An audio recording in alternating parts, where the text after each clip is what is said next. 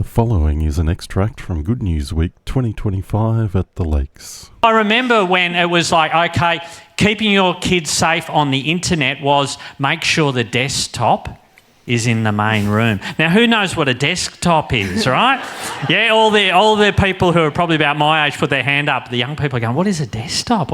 So we've come so far since then, haven't we? But we need to remember that it's a good gift from God, the internet, podcasts and the like. What's your podcast? Bluey Nighttime Stories. Wow, all right. So that's like that French one that Suze listens to, right? Bluey's Nighttime Stories. And poor Josh, he was on the bedtime routine last night. He had a migraine and I was on Hamish. Yeah. And so Josh put a Bluey Nighttime Story podcast on and just sat there turning the pages with the girls. Wow. It's a trick. It's a trick for young players. Like if you got no energy, parenting energy left, stick on a podcast. I'm watching Josh at the back of the room now doing that thing. I think he's a bit catatonic. So anyway, look, how about I let you have a chat with people now? But thank you so much for sharing the day with us. So ladies and gentlemen, Sally Plunkett.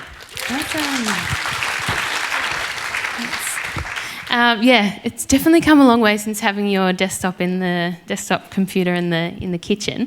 I would love for that still to be the rule, but technology is just everywhere, and kids they know what's out there. They have friends and older friends using the next level of technology than what they currently have, and so we can't put on blinkers. We have to go out with our kids into this more and more advanced technology and walk with them. Technology is a big part of our family. Every Saturday morning we sit in front of the TV and play Hogwarts Legacy. It's a Harry Potter game with Freya, which at first I thought, wow, 5 years old is way too young to be playing Xbox. But Josh is an IT guy as his job, so I think it was always going to come into our house earlier than what I expected. And I always say, can we get rid of our television? And Josh is like, no. So I think in our family, we have to discuss and find a kind of middle ground to what suits us. So technology is here. It's with all of our kids, very, very young kids as well. I won't lie, Hamish has definitely already watched television, even though he's only one. So the government do put out guidelines. They put out the base level guidelines for people. They say 1 hour max for little kids and 2 hours maximum for old kids, up to 17 years old, which is wild because if anyone has any teens, they know that they're on the either full attention on the apps or the television, or it's in their pocket and dinging and coming out and in and out for way more hours than 2. So I think even though they give us these guidelines, I think we all need to make our own family rules, and we need to really kind of fine tune what's going to be appropriate for our kids. So, but there is no rule book here. We're all just thinking through it, and that's why I wanted to chat about a few different things today to help us think about what kind of rules we're going to be setting for our families.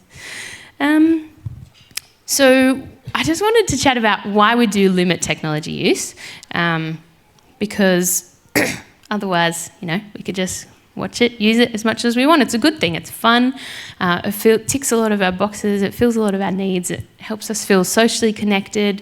It gives us feelings of competence when we're winning, when the kids are winning games and, going up levels and stuff like that. So why do we actually want to limit it? So especially for young kids, but I guess for most little kids, TV pauses the information gathering. So when the TV's on, they're not receiving the information from how their body interacts with the world, how they're emotionally feeling towards different events that are happening around them. Even just, Hamish, he's just obsessed with playing with a toothbrush. And so, but he's getting a lot of sensory information from that toothbrush, and it's an electric one, so he presses it, and it's so even though that seems ridiculous, it's actually giving him a lot of information about himself and his body and things that happen in the world. And so when the TV's on, it does pause that. So we just want to be mindful of that. So television and games and stuff like that, it's also really stimulating. It's exciting, gives us lots of energy in our bodies. And so often if kids are on technology too much, on really exciting things, they can be pinging the rest of the day. I know with my kids, I can really tell when they've had too much telly, because they'll be like going from one activity to the next, jumping off the walls. And I'm assuming when Hamish is older, he'll be the same, jumping off the couch. And you can kind of get a sense as a parent when they've had too much like sedentary time, especially if the games are really exciting and pumping them with lots of exciting energy. Next thing. So there's a pretty obvious one when we're on TV. It's not giving us time to grow our attention span. So television is really fast-paced often. There's not a lot of kids shows out there that are nice and slow and at a beautiful pace for our kids. Mostly the scenes are changing really quick. The storyline's happening really fast. And so, it's attention and being able to sit still and attend to things is a skill that we need in our lives. And so if we've got too much telly happening often, it can impact our ability to develop that skill. And then the last thing, reason why we want to limit technology and TV, gaming, apps and stuff like that is because there's heaps of emotional content in the stories, stories that are flashing up on apps, storylines that are happening in the TV shows and the games and stuff like that. And so our kids don't yet have the capacity, especially if they're little, to understand what's happening and emotionally process it. And so, it can sometimes be anxiety provoking if they're filled with all this all these different concepts that have that emotional weight, and they don't know what to do with it. So how do we shape kids' environments so that they're using this technology well and not being hit with these side effects or things that happen? I'm just going to grab a drink and then I'll dive into that.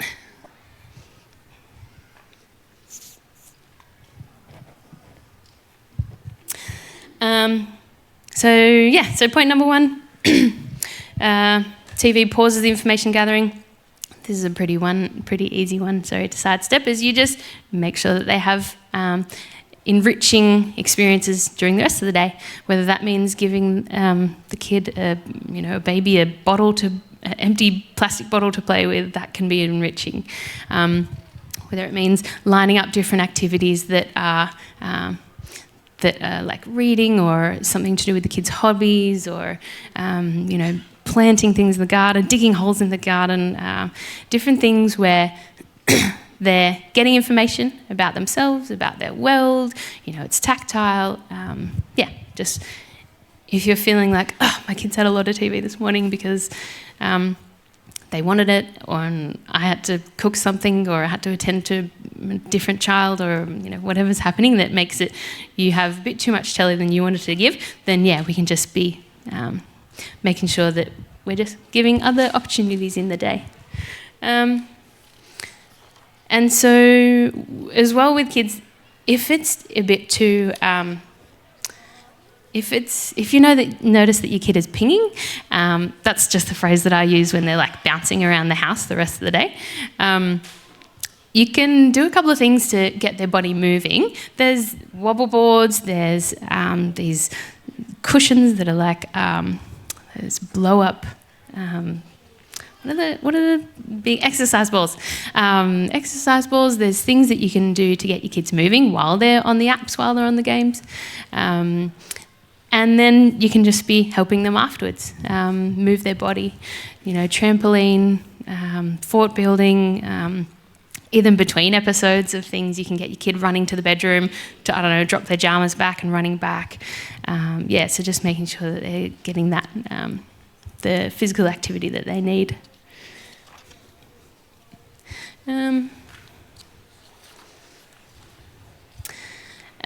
Another thing that I do with my kids is that I pretend that I'm a chef, and I get them to lie on the ground, and I get a big pillow, and that's the rolling pin, and I roll it over them, pretend that they're pizza dough being rolled out, and then I tickle them, like and pretend that's the toppings, and just different random fun kind of things that that are physical, active, connecting as well. They're connecting with you. There's a whole bunch of different silly things that you can do to kind of get your kids moving. And then how do we help them build their attention in other ways? That's pretty straightforward. We're letting them choose activities to do, or preparing activities for them that do kind of draw out their attention. Whether it's reading, Lego, pretend play, building forts with sticks outside. And one thing, though, that I had to check myself on is that I found as the parent, it's like, okay, I've thought of this thing and now I'm going to tell my kid. So, Freya, it's time to brush your teeth. Let's go brush our teeth or whatever. But she might be in the middle of a game or, pretend play. She might be building something. She might be doing something. I always kind of felt that it was I'm the oldest one here. I'm the boss in this situation. So, you got to kind of do it when I say. And someone challenged me and said, actually, if they're playing happily and, you've got the time, then give it to them and wait till after they're finished, or there's a natural kind of pause, and then stop them.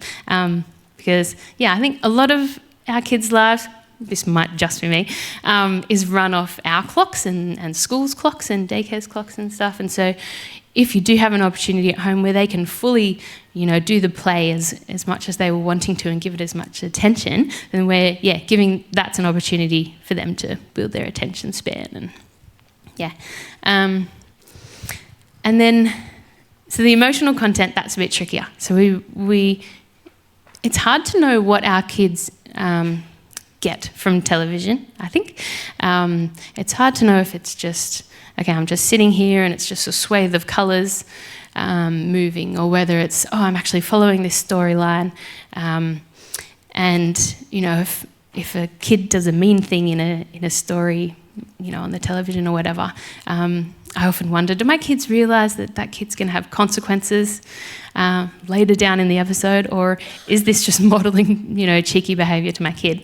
And so I think it's really important that and I know we don't put the, computer in the main room anymore, but it is important that we do watch the shows with the kids. And I'm going to be the weird parent and be doing this until my kid's a teenager, as much as I can. So that we can debrief with them and see what they're understanding. If they're verbal, then like my kid Freya, she loves to talk. And so I ask her, I'm like, okay, that show that you just watched, what was it about? And I also ask my 3-year-old, and she says one-word answers, and then my 5-year-old goes crook and say, no, that's not what happened. So it's tricky. Maybe I'll do the debriefing separately next time. But an important way that we check with whether apps or shows or games are appropriate for our kids is by debriefing with them and seeing what they got from it. I noticed one show that Freya watched and she couldn't tell me anything. And I was like, I think that might be a little bit too old for her. And so we paused watching that for now. This is really tricky when you have multiple kids. So I've got 1, 3 and 5. And my 5-year-old is the more sensitive and deep feeling and holds on to all the emotional aspects of shows. And my 3-year-old, she doesn't really care at all. And she doesn't have the behavioural backlash that my 5-year-old might have. So it is easier for me to kind of pitch shows in the middle of those two. But it's something that it's tricky to work out. And I mean, I guess you could have, different television times or different iPads per kid, but I find that a bit sensory overwhelming for me, so I'm not going to do that as much as I can. Kind of checking what's my kid watching, how fast-paced is it for their beautiful little brains, are the concepts that are being presented in this show, does my kid know about them, or can I chat with them about them?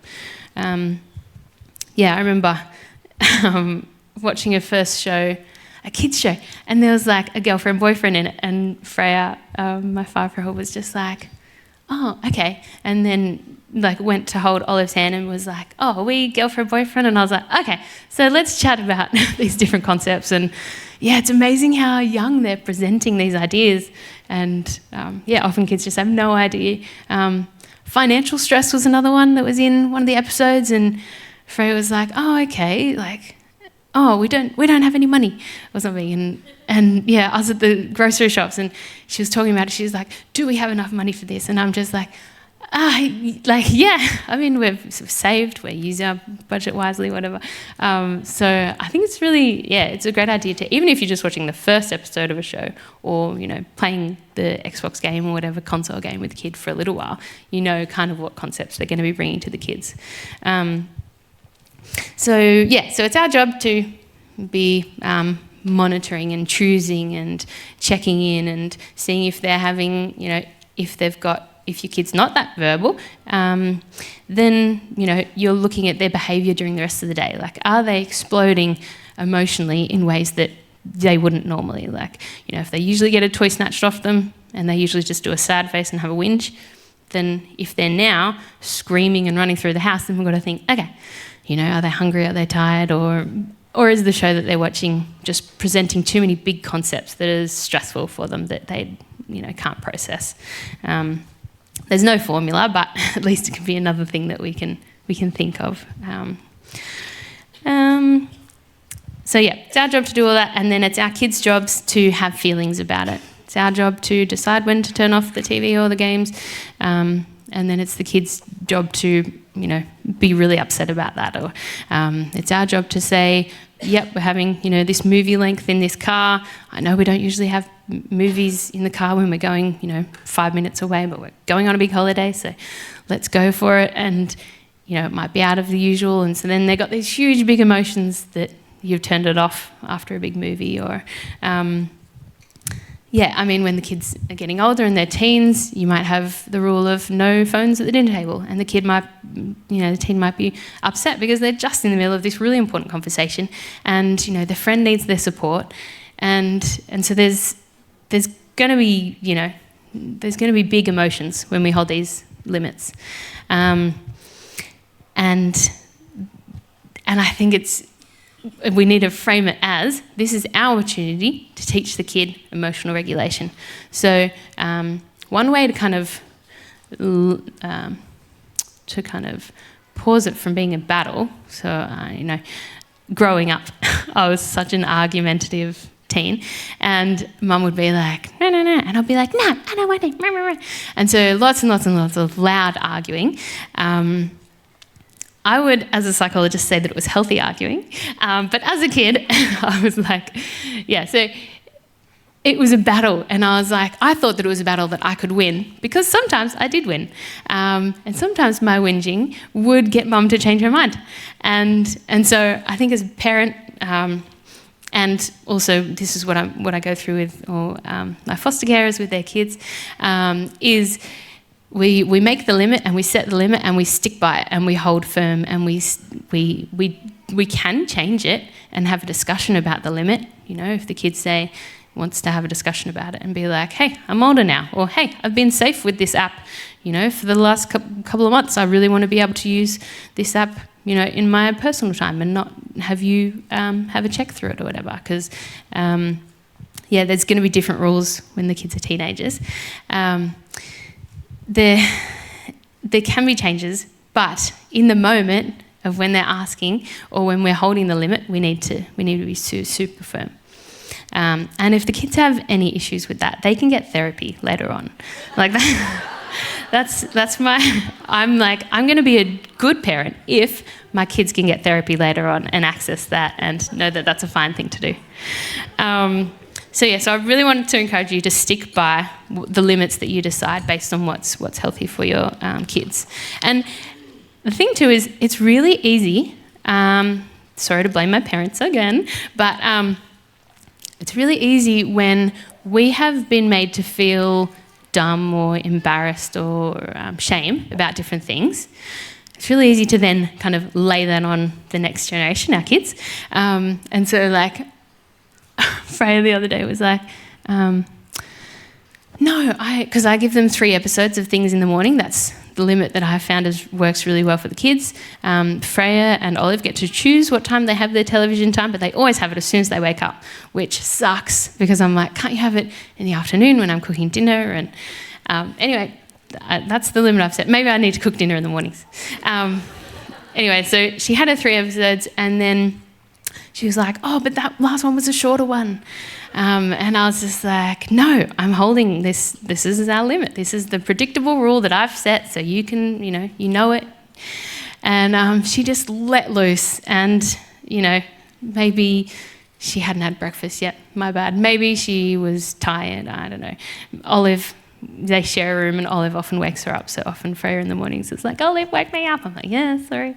So who knows what was happening for Freya, but she had really big feelings. And I was just like, I said, look, if you're going to act like this, I'm not going to give you 3 episodes. Maybe this means that you can't have 3 episodes, And she was just like, ah, and ran off to her bedroom. And I was just like, oh, that's, yeah. So I was obviously made to feel, so her reaction, her ungratefulness, really made me be like, oh, that is disgusting feeling. Oh, let's shut that down. And then, the feeling ran away. And so I think when we're holding these limits, we have to make space for whatever feelings is coming up for the kids.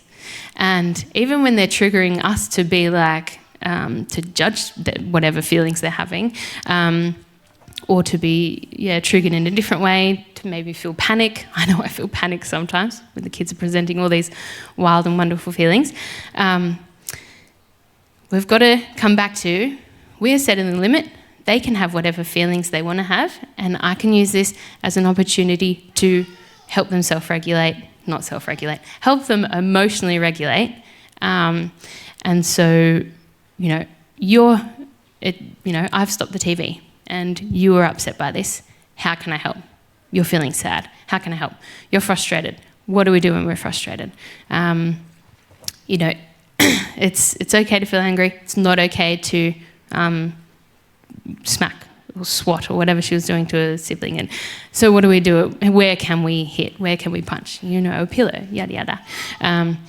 And so, if we're going straight from the limit that we've set to how do we help your feelings, then it's just teaching the kids not to be embarrassed by their feelings, and it gives us so much more power over and control over the situation, because all we're offering is good stuff. But it is very hard, because I find it very hard, and I've trained for like so many years, and I've helped so many parents with this, and yet I still find it super, super hard. So so I wanted to encourage you in that. I'm running out of time. So I just want to quickly say the 2 points, a point about addiction and a point about collective activism. So addiction, when we've got a good thing and we have too much of it, it can turn into a not so good thing. So when we're giving the kids things that help them feel connected with other people, it's fun, it's exciting, it might be part of their daily routines. They love predictability. They might be smashing levels in their games, and so they've got this big feeling of, man, I'm doing well, and I'm skilled at something. And they're talking with their friends and supporting their friends who may be going through a hard time. So they feel really socially connected by all these apps and all these texting and stuff like that. So these are all good things. And then when we rely on it too much, it can become an addiction, and technology addiction, and doom scrolling on your phone through different apps, and spending so much time on technology can lead to real actual addiction for kids as well as teens as well as adults. So the first step in combating this is, how do we fill the needs ourselves at home? If the addictions are a real struggle and we can't budge it, then we want to be seeking other supports. And I did put a few links up, I think on the last slide, different other places to go. But how do we fill the needs of the kids right now? So if they're on that app all the time because they're talking with their friends, can we invite their friends over? We can't do that obviously all the time, but they might be looking to be more socially connected. And so how can we support that? Are they looking for support from their friends, and can we support and connect with them? Like, can we play silly games? Can we just chat with them? Can we, whatever that we can do to kind of solidify that bond as parents with having relationships with our kids, then that's kind of hopefully going to be filling in the need that they're meeting through the technology. If the games are super fun, can we be getting them outside, doing fun things, building things? If they're using TV and technology and stuff to avoid hard feelings, how can we be helping them? Are they avoiding boredom? Are they avoiding any other kind of distresses? Like, we want to be thinking through, instead of shaming them and being like, you are using that too much, we want to be flipping that around to be saying, actually, you are using this, thing that I gave you and I let you have. You love it, it's meeting your needs, but how can we meet that in other ways? That's just the first step, because with addictions we often need professional support as well. And then just a quick note on collective activism. So this is something my brother was chatting to me about. He read the book The Anxious Generation, and I haven't read it yet, but he was saying, and I did a little bit of research on it, collective activism. So like, if you're giving your kid this one specific rule and no one else is doing it, then it's going to be really hard for them to do it. And so how can we make the right thing to do, the easiest thing to do, is can we chat to other parents? Like, can we chat to our kids' friends' parents and see what rules they're doing? And can we maybe discuss and have the same rule? Can we suss out what school's doing? Can we get school to put out a flyer and being like, here's some helpful, technology limits that, might be an idea, and then that might be a way to kind of get more kids doing the same kind of rules. So that's kind of one way to try to help our kids get used to the limits that we're setting.